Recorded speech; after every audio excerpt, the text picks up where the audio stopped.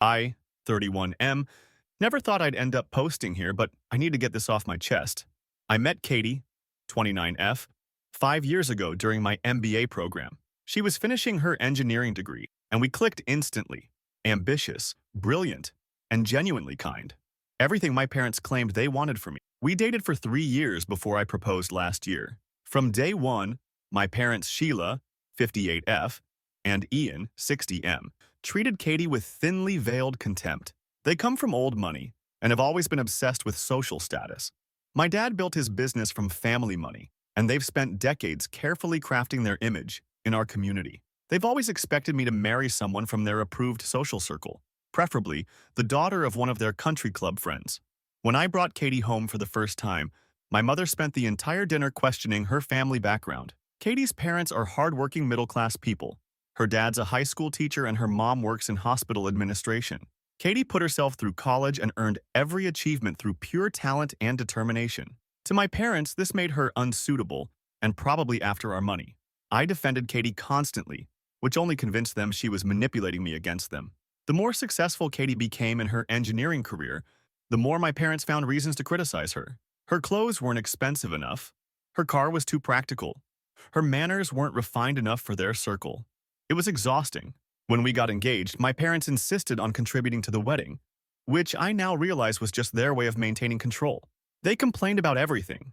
The venue wasn't prestigious enough, the guest list included too many of Katie's ordinary friends, the menu wasn't sophisticated.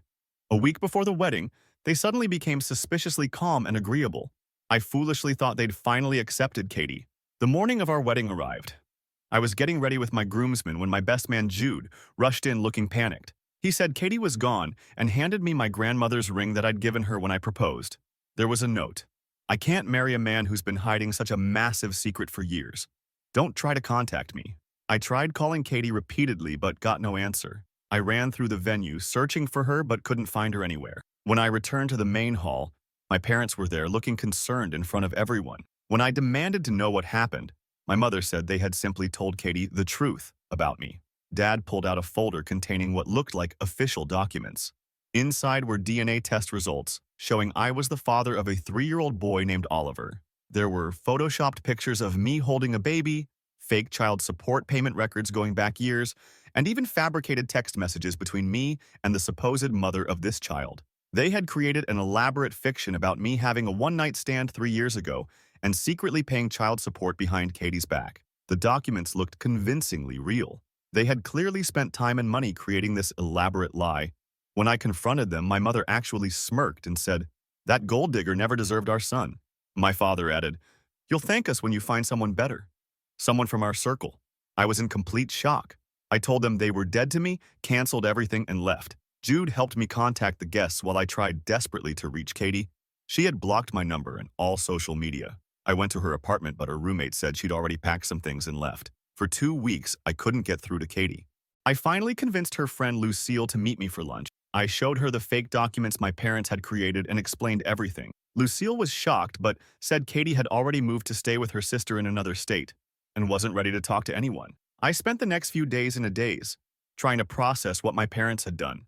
Then anger set in. They had destroyed my relationship with the woman I loved because she didn't fit their social mold. They had spent thousands of dollars on elaborate forgeries rather than accept my choice. This wasn't a spur-of-the-moment decision. They had methodically planned this sabotage. That's when I decided they needed to face real consequences. Not just an argument or temporary estrangement.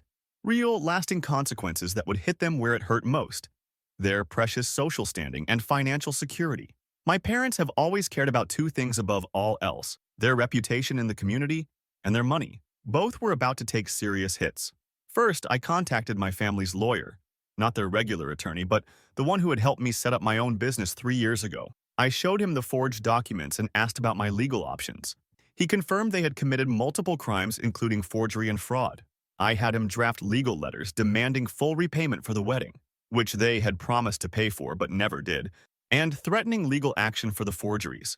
Next, I reached out to my parents' circle of friends and family members. I didn't rant or make wild accusations. I simply showed them copies of the forged documents and calmly explained what had happened. These were people who had known me my entire life. Many were disgusted by what my parents had done. My parents had spent decades building their reputation as respectable pillars of the community, and now that facade was crumbling. I also contacted the country club board where my father served as treasurer. I didn't accuse him of financial impropriety, but I did provide evidence that he was willing to create fraudulent documents for personal reasons. This raised enough concerns that the board launched a review of the club finances he oversaw. My mother chairs several charity committees in our community. I made appointments with the directors of these organizations and showed them what she had done. I wasn't asking them to remove her. I just wanted them to know the kind of person they had representing their charities. 3 organizations quietly asked her to step down. Throughout all this, I maintained a calm, factual approach. I never exaggerated or lied. I simply showed people the evidence of what they had done and let them draw their own conclusions. The social rejection hit my parents hard. People they'd considered friends for decades began distancing themselves. Yesterday, I received a hysterical voicemail from my mother. "We're losing everything. How could you do this to your own flesh and blood? We're calling the police. Everyone will know what kind of heartless demon you've become." I know my parents well enough to understand that this is just the beginning of their retaliation. They won't accept responsibility or apologize. They'll escalate. They'll try to paint me as the villain and themselves as victims. They've already started telling people I'm having a mental breakdown and making up stories about them. What they don't realize is that I've been preparing for this confrontation for years. Every time they undermined my relationship, questioned my decisions, or tried to control my life, I was taking notes and building my independence. I've made sure my finances are completely separate from theirs.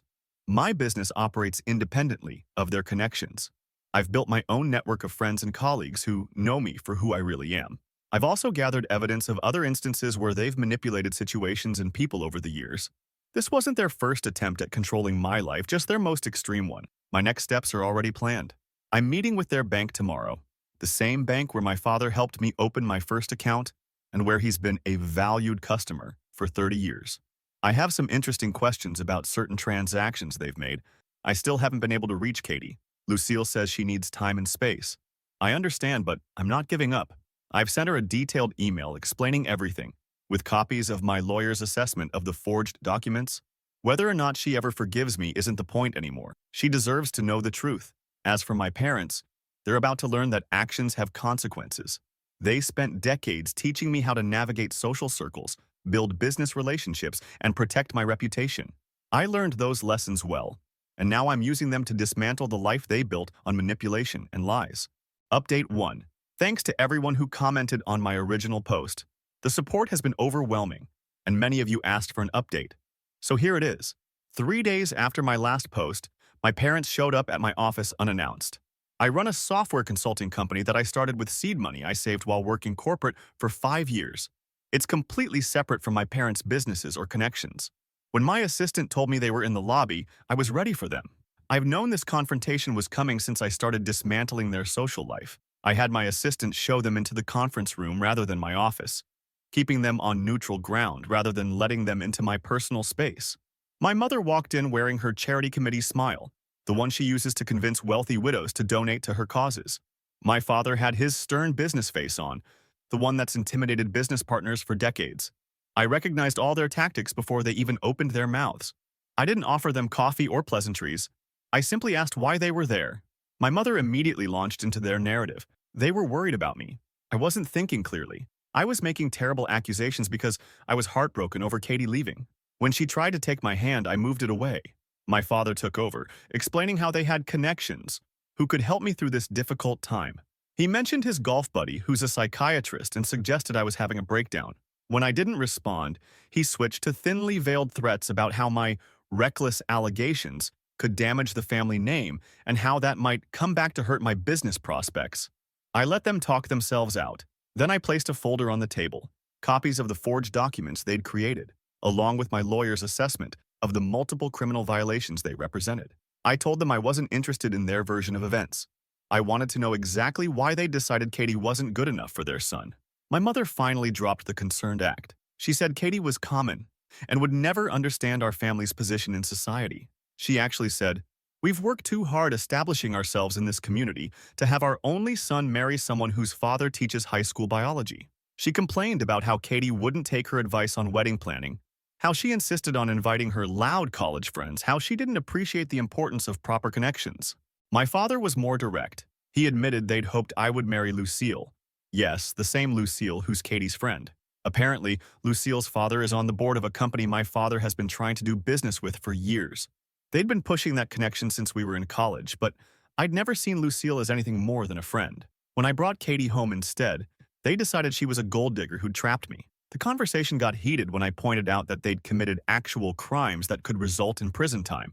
My mother scoffed, saying no judge in town would rule against them given their standing in the community. My father suggested I was being overdramatic and that they were simply looking out for my best interests. I informed them that I'd already spoken to several of their friends and associates about what they'd done. My mother's face changed instantly. She demanded to know who I'd talked to. I told her it would be easier to list who I hadn't contacted yet. That's when the threats began in earnest. My father said they would cut me off financially, forgetting I've been financially independent for years. My mother threatened to tell everyone that I was unstable and making everything up. I reminded them that I had the actual forged documents they'd created, which pretty much spoke for themselves. As they were leaving, my father played his final card. He told me they'd spoken to Uncle Henry, who sits on the board that approves licensing for businesses in our sector. He implied that my company's operating licenses might face unexpected scrutiny during next month's renewal. This was a new complication I hadn't anticipated. Uncle Henry isn't actually my uncle. He's my father's oldest friend and business associate. He's had issues with me ever since I declined to join my father's company after college. If he decided to create problems with my business licenses, it could seriously impact my company and the 30 people who work for me. After they left, I called an emergency meeting with my management team. Without going into personal details, I explained that we might face some regulatory challenges in the coming weeks. We spent the afternoon developing contingency plans, including possibly relocating our registration to the neighboring county where my parents have less influence. Later that evening, Jude called to tell me my parents had invited him to dinner. He declined, but they'd asked pointed questions about whether I'd been acting strangely before the wedding. They were clearly building their narrative that I was having some kind of breakdown. Jude shut them down, but it showed they were actively recruiting people against me. The next day, I discovered they'd gone even further. 3 of my company's biggest clients received calls expressing concerns about our financial stability. 2 clients called me directly to ask what was going on. The third simply canceled their contract. My parents were now directly attacking my livelihood. I decided it was time to escalate my response. I called my lawyer and authorized him to send formal legal notices to my parents regarding the forged documents. I also filed reports with the relevant agencies about the forgery of government documents and possible identity theft involved in creating fake child support records. Then, I contacted Uncle Henry directly. I didn't threaten or accuse. I simply asked if we could meet for lunch. He agreed, somewhat reluctantly. At lunch, I laid everything out for him. The forged documents, my parents' admission of what they'd done, and now their attempts to damage my business. I didn't ask for his help or beg for protection. I simply made it clear that if my company faced unexpected scrutiny that seemed politically motivated, I would be forced to go public with everything, including any board members who might be involved in retaliation. Uncle Henry was quiet for a long time. Then he admitted my father had indeed asked him to create problems with my licensing renewal. He also revealed something I hadn't known. My father had leveraged family connections to block 3 potential clients from working with my company over the past 2 years. Apparently, they've been subtly undermining my business ever since I started it rather than joining the family company. This revelation made me realize the situation was even more complex than I'd thought. This wasn't just about Katie. It was about control. My parents had been actively working against my independence for years while smiling to my face. On the Katie front, there was finally some movement.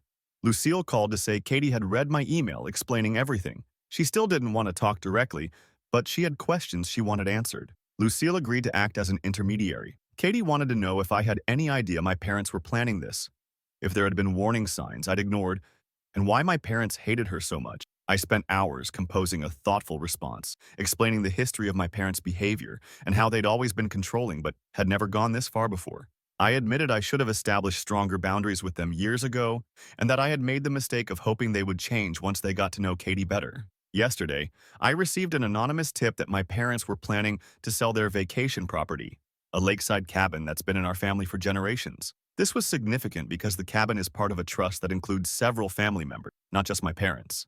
They can't legally sell it without unanimous agreement, which they definitely don't have. I immediately contacted my cousins who are also beneficiaries of the trust. They had no idea about the planned sale. Together, we filed an emergency injunction to prevent any sale or transfer of the property. This morning, we learned the injunction was granted. This afternoon, my mother left another voicemail. You think you're so clever with the cabin injunction. You have no idea what you've done.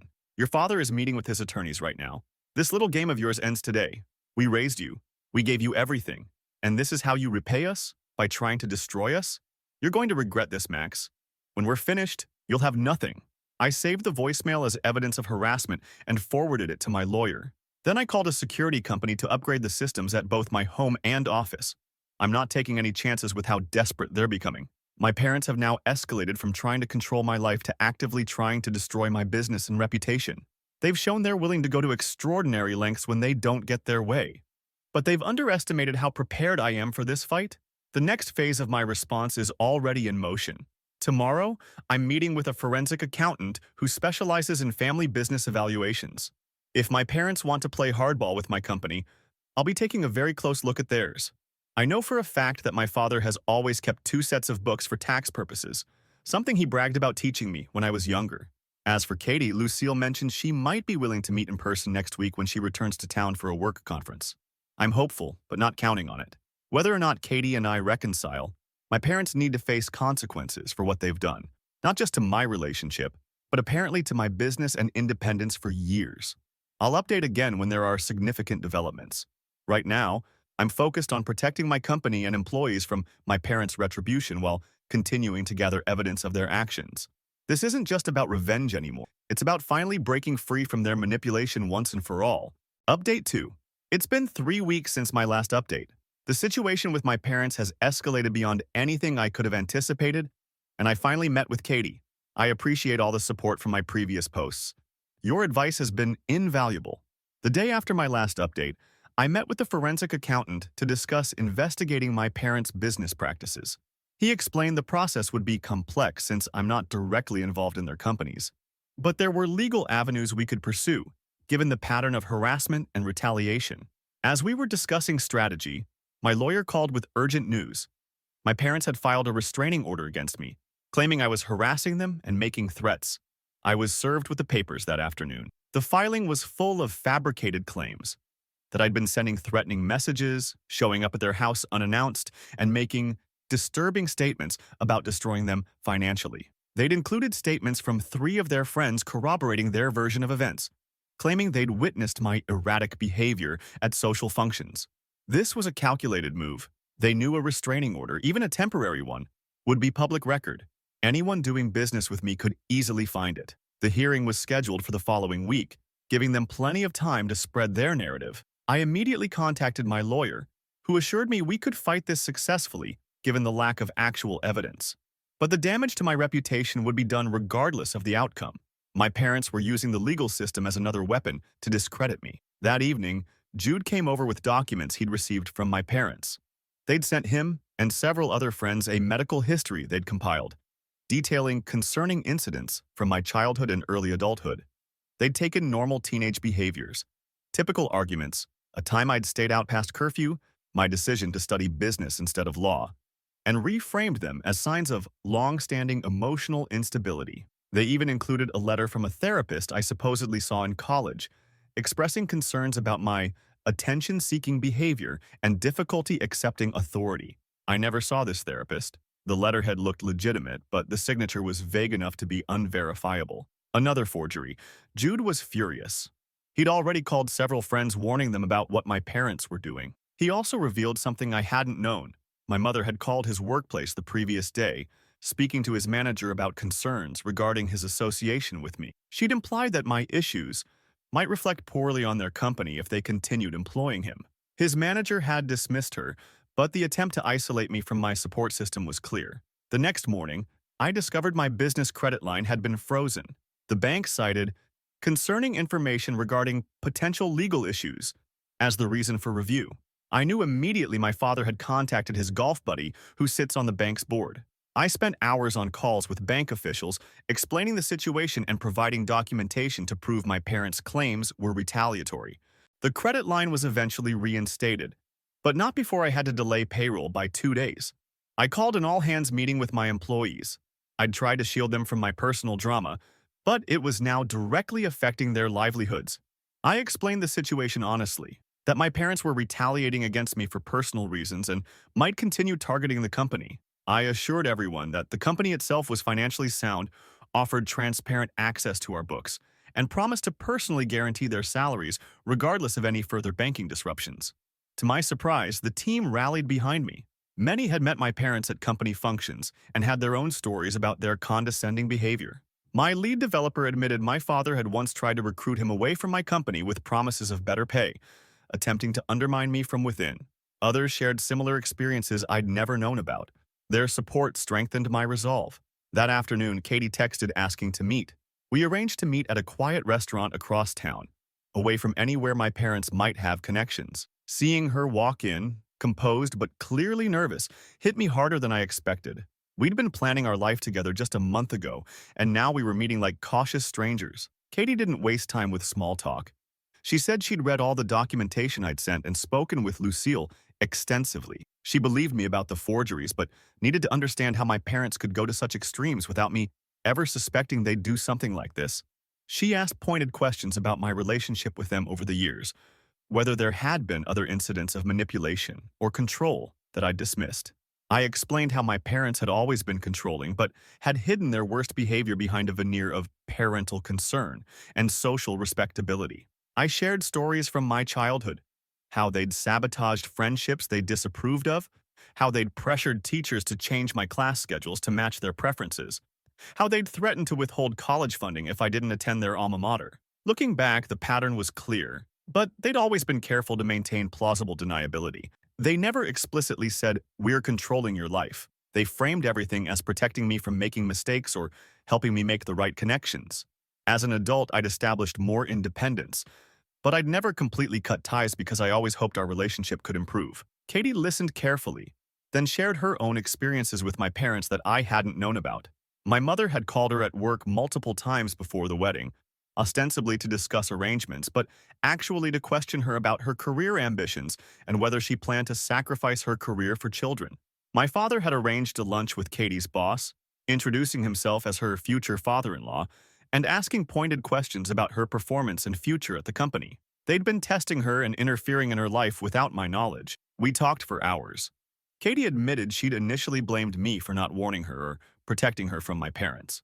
Now she understood I hadn't realized the full extent of their interference myself. She wasn't ready to resume our relationship. The trust was still damaged.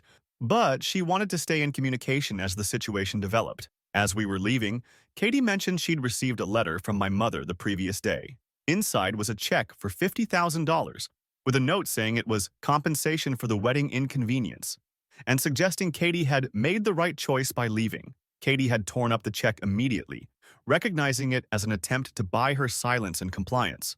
This was new information to me. My parents were now trying to directly pay off Katie to stay away from me. The following day was the restraining order hearing. My parents arrived with 2 lawyers and 4 witnesses, all longtime family friends.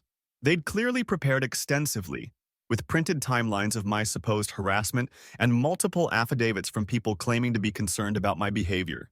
My lawyer presented our case methodically, showing the timeline of events starting with the wedding sabotage and highlighting the pattern of retaliation after I'd exposed their actions. When my parents' lawyer claimed I had a history of instability, we presented statements from my business partners, employees, and college professors attesting to my character and reliability. When it was my father's turn to speak, he put on a remarkable performance of a concerned parent. He claimed he'd only shown Katie those documents because he was genuinely concerned. She didn't know the full truth about me. He framed everything as protecting both Katie and me from a difficult situation later in our marriage. He almost sounded convincing, until my lawyer presented the actual forged documents and asked if he stood by their authenticity. My father faltered, then claimed he'd received those documents from a concerned third party and had merely passed them along. When pressed about who this mysterious source was, he couldn't provide details. The judge wasn't impressed. The turning point came when my mother took the stand. Under my lawyer's questioning, her carefully constructed facade began to crack. When asked directly why she'd told Katie I had a secret child, rather than discussing her concerns with me first, she snapped, she needed to know what kind of family she was marrying into. When asked what she meant, My mother launched into a tirade about Katie's common background and how she'd never fit in with their social circle. My lawyer let her continue, as she essentially admitted their real motivation had nothing to do with protecting me and everything to do with their social status. By the time she finished, even their own lawyer looked uncomfortable. The judge denied the restraining order and issued a stern warning to my parents about making false claims to the court. Outside the courthouse, my father approached me while my mother was speaking with their lawyers. For the first time, he dropped the Concerned Parent Act. He said, "You've made a serious mistake turning this into a public spectacle. We were trying to help you avoid marrying beneath your station. Now you've forced us to take measures we didn't want to take. Your grandfather's trust comes under review next month. Remember who controls that vote?" This was a new threat I hadn't anticipated. My grandfather's trust, which I'm a beneficiary of, contains a significant portion of the family assets, including partial ownership of their main business holdings. The trust has a moral character clause that can be invoked to remove beneficiaries. My father was essentially threatening to cut me out of my inheritance entirely. As I was processing this, Uncle Henry called to warn me that my father had already contacted all 5 trust board members, 3 of whom are his longtime business associates. I need to appear before the trust board next week to defend my moral character or risk losing my position in the trust. Meanwhile, 3 more clients have canceled contracts with my company after receiving concerning information about my stability. My business is now facing serious financial pressure due to these losses. I've had to consider laying off staff if we can't replace this business soon. I've also learned from a family friend that my parents are selling their main residence and moving significant assets offshore. They're clearly preparing for extended legal action and trying to shield their wealth from any potential judgments against them. This is no longer just about revenge or even justice. It's about survival. My parents are systematically attempting to destroy everything I've built professionally while cutting me off from family resources that are rightfully mine. Their retaliation has gone far beyond what I anticipated, and I'm now fighting not just for my reputation, but for my financial future and the livelihoods of my employees. I've scheduled an emergency meeting with my legal team to discuss options regarding the trust, business protections, and potential legal actions against my parents for defamation and tortious interference.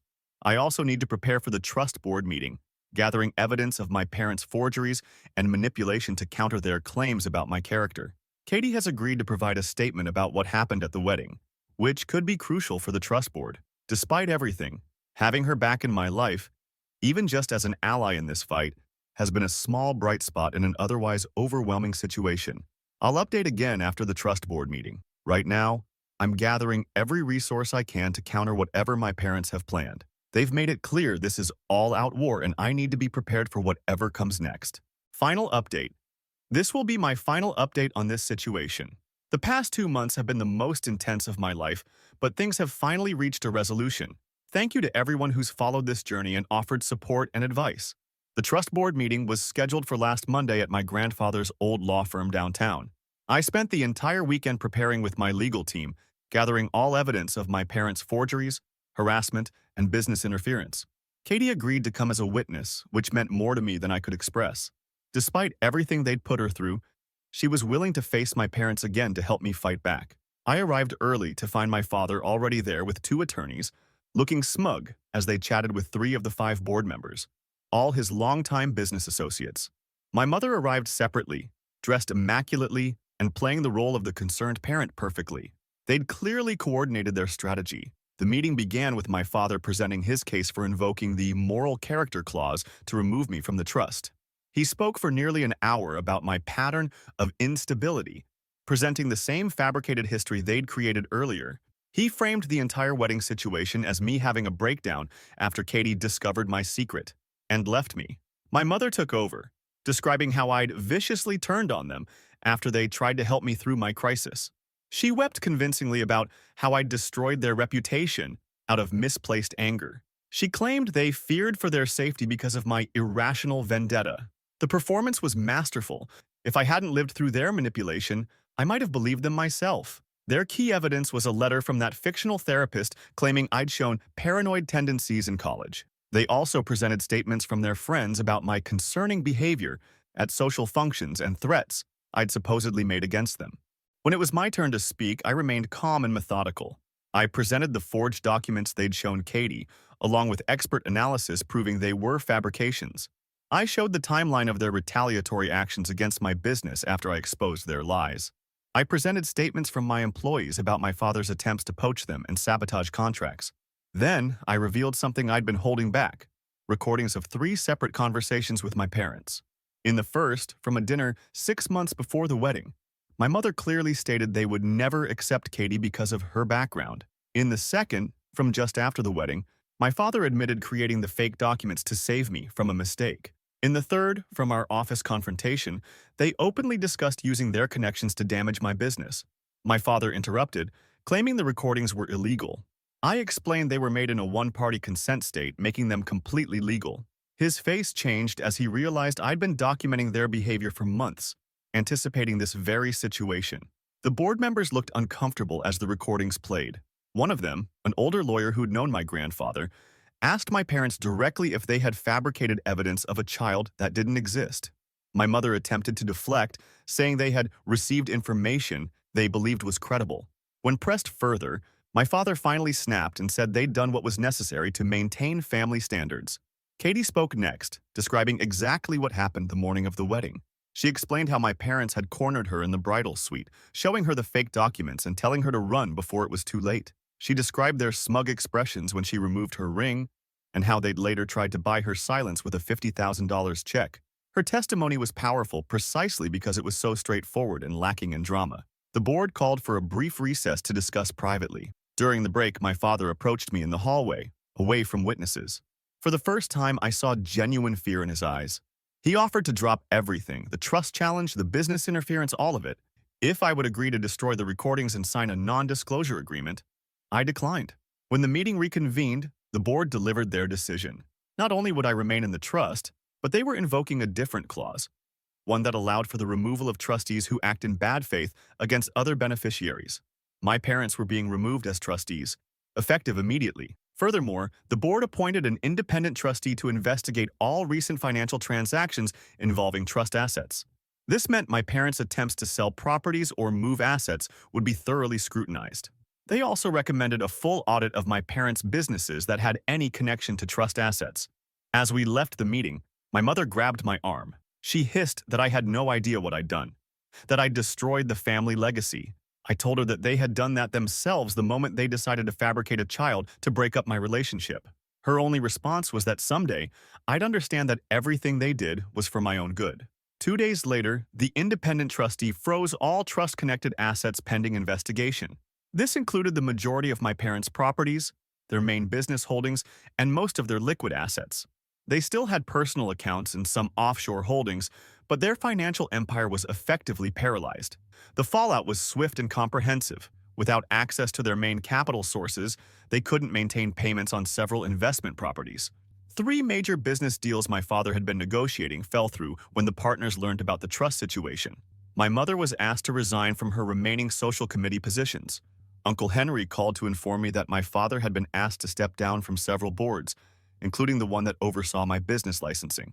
The threat to my company's operations was effectively neutralized. Last Friday, I received a letter from my parents' newest attorney. They were offering a settlement. If I would agree to help restore their access to the trust assets and sign an NDA about the wedding incident, they would forgive what I'd done and allow me back into the family fold. The letter actually stated they were willing to accept Katie, if that was what it took to resolve the situation. I didn't bother responding. Instead, I forwarded the letter to Katie, who had slowly been rebuilding communication with me over the past few weeks. We met for dinner that evening to discuss it. The conversation eventually shifted from my parents to us, what had happened between us, and whether anything could be salvaged. Katie admitted she'd been devastated not just by what my parents had done, but by the realization that I'd kept her in the dark about how deeply they disapproved of her. While she understood I'd been trying to protect her, she felt I should have been more transparent about the situation instead of hoping it would magically improve. I acknowledged she was right. In trying to maintain peace and hoping my parents would eventually accept her, I'd exposed her to their cruelty without proper warning. It was a painful realization that, in some ways, I'd been complicit in their behavior by not establishing stronger boundaries earlier. We talked for hours about what we both wanted moving forward. Katie said she still had feelings for me, but wasn't sure she could trust my judgment after what had happened. I told her I understood and would respect whatever decision she made. By the end of the evening, we agreed to start slowly, not jumping back into our engagement, but not walking away either. She suggested we begin dating again, taking time to rebuild trust and see if what we had could be recovered. It wasn't the perfect resolution I'd hoped for, but it was honest and gave us both space to heal. Yesterday, I learned from family friends that my parents have listed their main residence for sale and are planning to relocate to another state where they have some remaining business connections. They've told people they're taking a sabbatical to travel, their way of saving face rather than admitting they're retreating from the community they can no longer dominate. My business has finally stabilized. We've replaced most of the lost contracts, and several former clients have returned after learning the truth about why they were encouraged to leave in the first place. My team has been incredible throughout this entire ordeal, and I've given everyone bonuses in recognition of their loyalty. The independent trustee has completed their initial investigation and found multiple instances of my parents misusing trust assets. The board is now considering further legal action against them, independent of anything I might pursue. My grandfather's legacy will be protected, even if it means holding his son accountable. As for me, I'm still processing everything that's happened. The relationship with my parents is irreparably broken, not just because of what they did to Katie, but because of their relentless campaign to destroy me when I refused to bend to their will. There's no coming back from that kind of betrayal. I don't regret fighting back. For years, they used their money, connections, and psychological manipulation to control everyone around them. They needed to face consequences for once in their lives. What I do regret is not seeing their true nature sooner and protecting Katie from it. Katie and I had our first real date last night. Dinner at the restaurant where we first met during grad school. It was awkward at times, but also hopeful. We're both different people now than we were before the wedding. Whether that leads us back to marriage or not remains to be seen. But I'm grateful for the chance to find out. I've received dozens of messages from extended family members and former friends of my parents, sharing their own stories of manipulation and control. It seems my parents had been playing these games with many people for decades, but their status and wealth had insulated them from consequences. Until now, their social standing is destroyed. Their finances are under scrutiny. Their son wants nothing to do with them, and they're facing potential legal action from multiple directions. They're not destitute. People like my parents always have resources hidden away, but their days of wielding power and influence in our community are over. I hope this update provides some closure to those who've been following this story. If there are significant developments in the future, I might post again. But for now, I'm focusing on rebuilding my life, my business, and possibly my relationship with Katie. After years of being under my parents' shadow, I'm finally free to define success on my own terms. And that, more than any revenge, is the true victory.